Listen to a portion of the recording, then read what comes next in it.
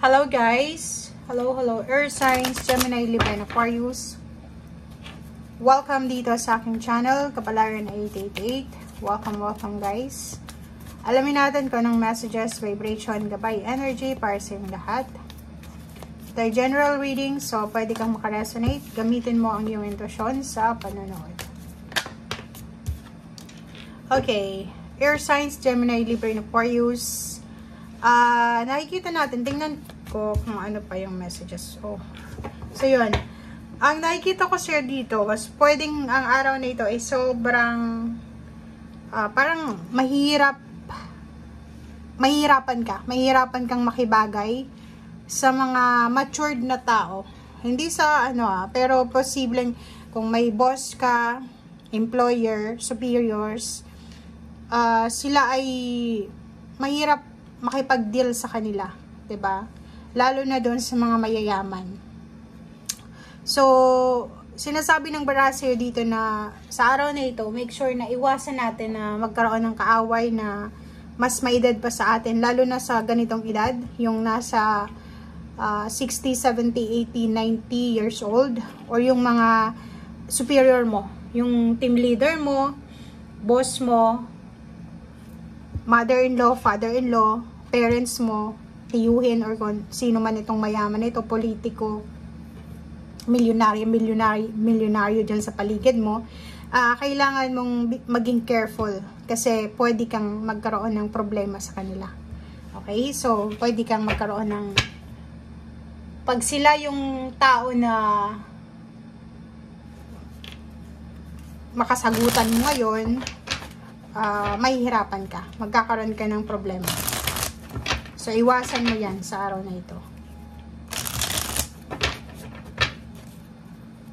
Kahit sabihin natin na nasa tamang direksyon ka, 33.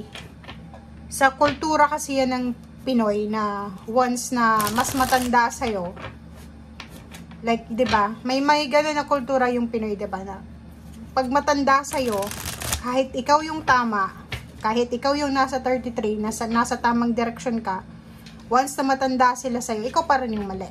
Sa trabaho, ganun din eh. Like, may ginagawa ka na maganda, pero sa tingin ng boss mo hindi maganda. Wala, hindi ka pa rin nagiging tama. So, yun yung mentality, diba? Na parang power tripping. So, yun ang kailangan mong iwasan sa araw na ito.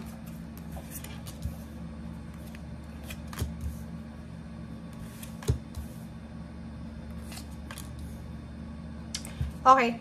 So, itong 4 cards nito ay parang nagsasabi na may mga air signs, Gemini, Libra, and Aquarius dito na hindi nyo nakikita yung magandang future nyo sa lugar kung nasaan kayo sa ngayon.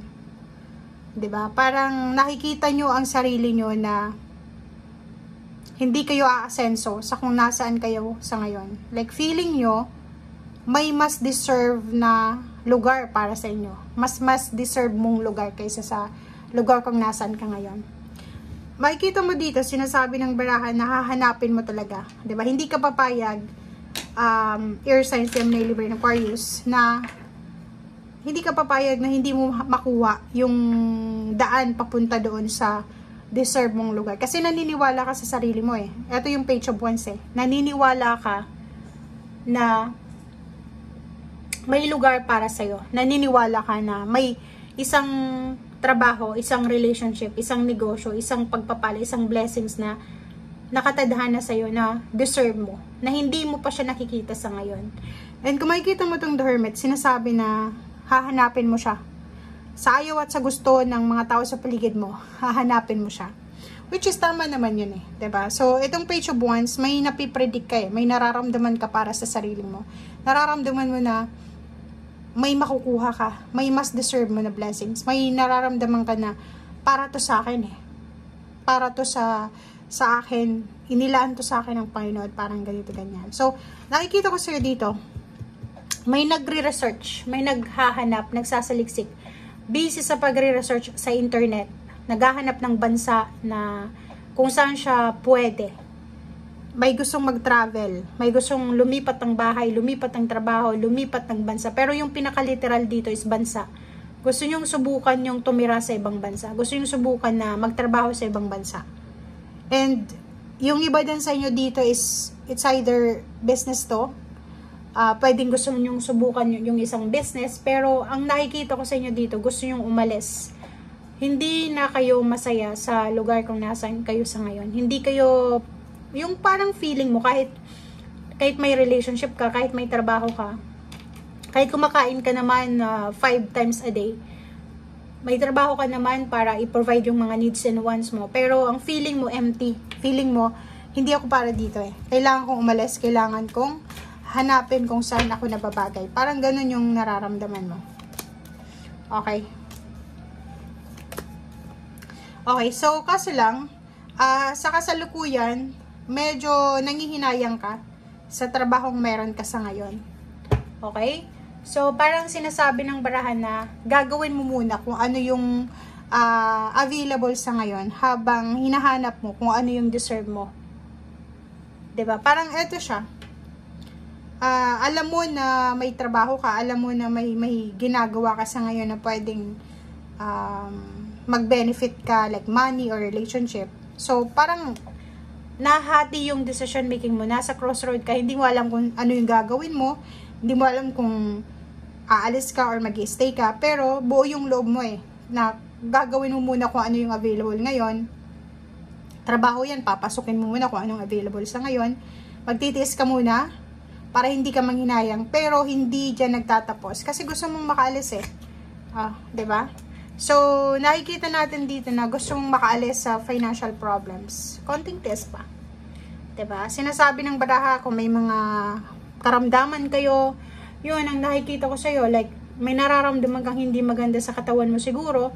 Feeling mo, kung nasa isa kang doctor, isang hospital, parang feeling mo, hindi siya yung tamang doctor or hospital para sa'yo. Parang gano'n. So, may mas, parang feeling mo, gagaling ka sa ibang doctor, gagaling ka sa ibang hospital. Parang gano'n. So, gano'n, kung may sakit ka. Kung financial problems din, gano'n. Same din, na parang iniisip mo na, etong lugar na to, hindi to para sa akin. Hindi ko deserve to. So, be patient, guys. O, diba? Kita mo, pagod na pagod ka na sa kakahintay. Pagod na pagod ka na sa pagmamanifest, sa pagtatrabaho. Kasi yung goal mo naman talaga is makuha yung financial, yung pinakabuo. Buo siya. 'Di ba? Maximum na level ng financial. Yung maging sobrang yaman. Yung, lalo na yung Gemini, ang wini-wish nila sa perang ito ay malaking halaga eh. Hindi lang yung kukonti ah. And sinasabi ng baraha, konting tiis pa. Konting tiyaga, konting tiis, konting paghihintay. Alam ng baraha mo na pagod ka na. Pero sinasabi ng baraha, huwag kang susuko daw. Ilaban mo. O, tingnan mo, sobrang pagod ka talaga eh. Okay, so thank you for watching guys. If you resonated, please comment down below. Maraming salamat. Bye!